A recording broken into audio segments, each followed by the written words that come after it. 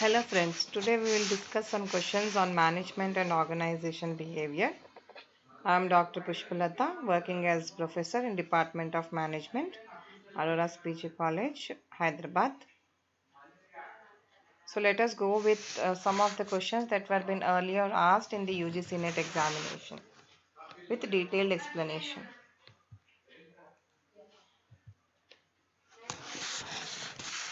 First question. Behaviorally anchored rating scales is a sophisticated performance rating method. Which of the following is not true with regard to BAS?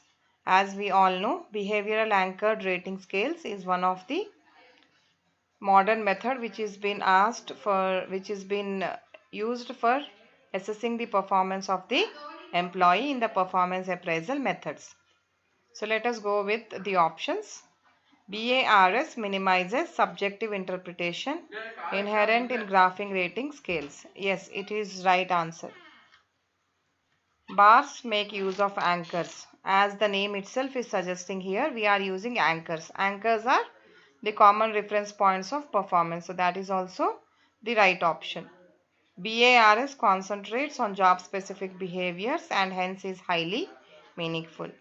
Behaviorally, so here we are telling about job specific behaviors of the employee, so this is also the right option. BARS is as simple and cost effective rating method. No, it is not as simple and cost effective rating method, so here this is a wrong option. Coming to the last option, BARS can be applied in organizations where a large number of people are performing similar jobs. So this is also right regarding BARS. So what is the right answer? D. D is the right answer, which is not true regarding related to behaviorally anchored rating scales. So let us go with the reason. As I told, inherent to graphic rating scales, they make use of anchors and they concentrate on job specific behaviors and hence they are being highly meaningful. However, bars are time consuming and costly to develop, and as they should cover each dimension of all jobs in the departments. As a result, bars tend to be used in situations in which relatively large number of individuals perform similar jobs. So the answer is D. So it is not simple because so much of time is been consumed, and it is not a cost effective rating method also because we have to take each dimension of the job of the employee. Let us go with the second question. Which of the following is not true with regard to functional authority? Functional authority is the authority staff members have over line members within the limits of their function. So here we are having line of authority. So let us see which is not true. Functional authority is the authority staff members have over line members within the limit of their function. So this is also right. Functional authority has the same effect as line authority, but it does not have the right that line authority has to punish violations or deviations in order to ensure compliance. Yes, it is also right. We are having staff function and line function. So in the line function, so functional authority is also having the same effect as line authority. But here they don't have the right to violate or deviate in order to ensure compliance. Functional authority is limited to those areas where a staff member has some technical competence.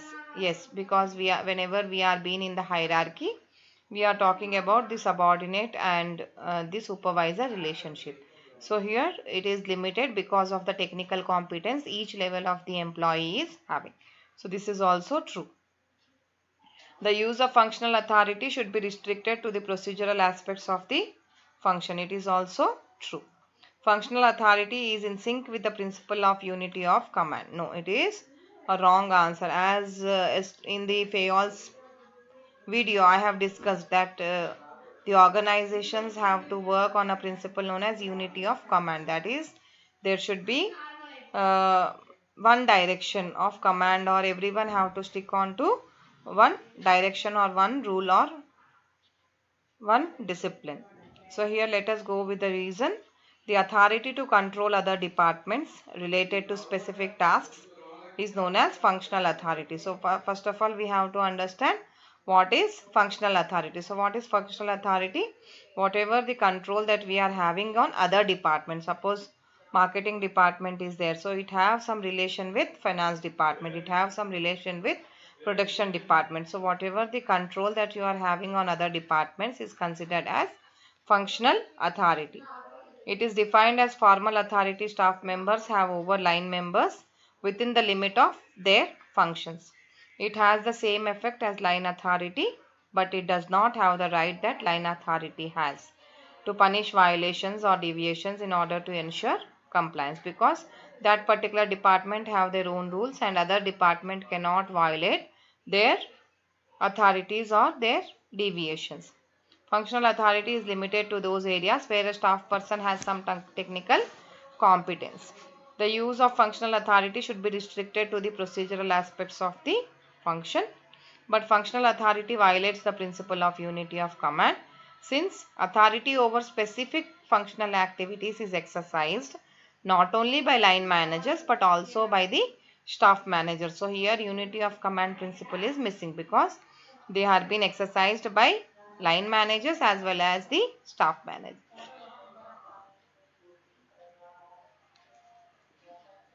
Let us go with the third question. Creativity is an important factor in managing people. Which of the following is not true with regard to the creative process? Creativity is the ability to develop new ideas. It is true. The creative process starts with unconscious scanning. That is also right, because it is a dream or it is no way related to our daily activities. We are coming out with something unconscious scanning, and with that we are coming out with new ideas. So that is also true.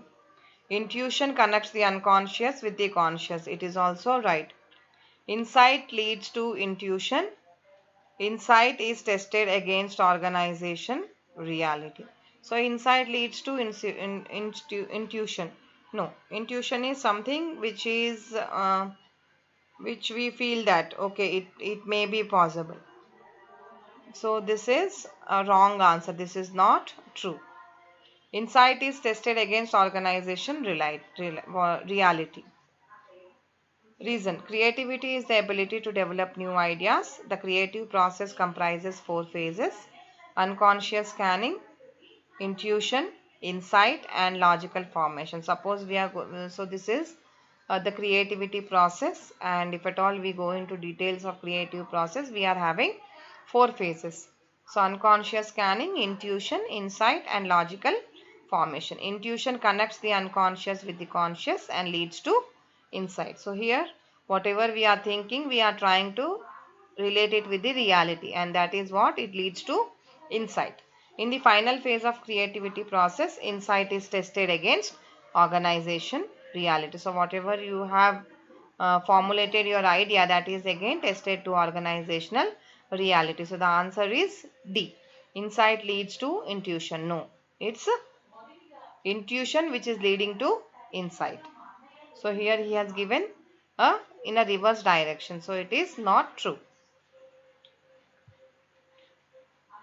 Fourth question. According to expectancy theory, the probability of an individual acting in a particular way depends on. So we all know that there are different motivational theories, and out of that we are having a very famous theory known as VROOMS, Vroom's expectancy theory.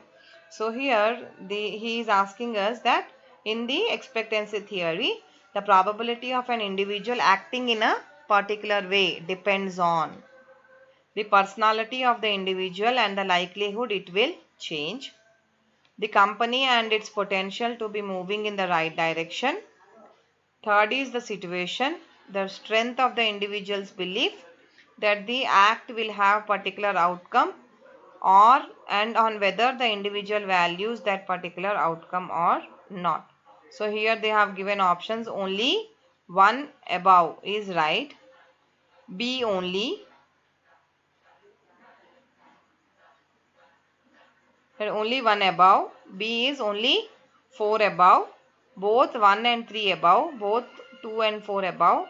E is 1, 3 and 4 above. So here in the expectancy theory, whatever we are expecting, that expectation will relate with the individual values that are being achieved for in the future. So here see the reason.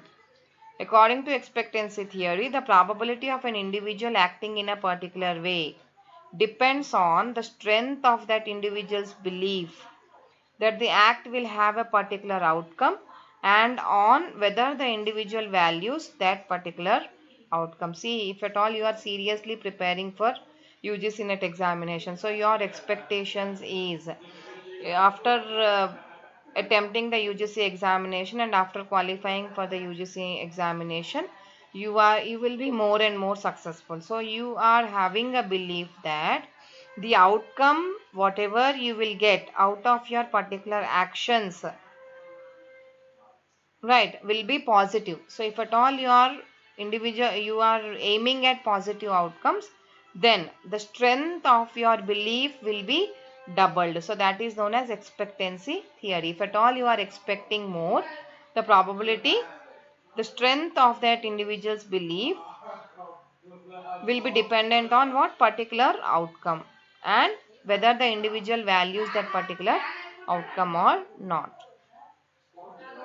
So this is the beauty of expectancy theory, where they are telling that you will be motivated when you are expecting something from that particular outcome. If at all you are not having any expectations from that particular outcome, your motivation levels will come down. So if at all your college is giving us an incentive that once you qualify your NET examination, your salary will be increased by 5,000. So you are having a positive value, positive outcome. So your belief of preparing for UGC NET examination will double. You will get motivated soon. So that is the beauty of expectancy theory, which the room has specified with. Which of the following techniques for improving productivity aims at reducing costs by analyzing and improving individual operations of a product or service? So here he has given different techniques which are and he has asked that which of the following techniques are being used at reducing costs. First is work simplification, second is time event network, C is value engineering, D is total quality management, and E is quality circle.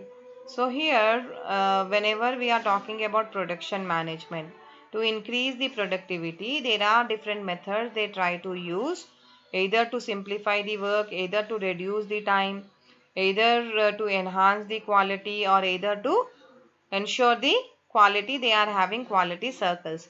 But overall, whatever the technique that you are using is known as value chain analysis.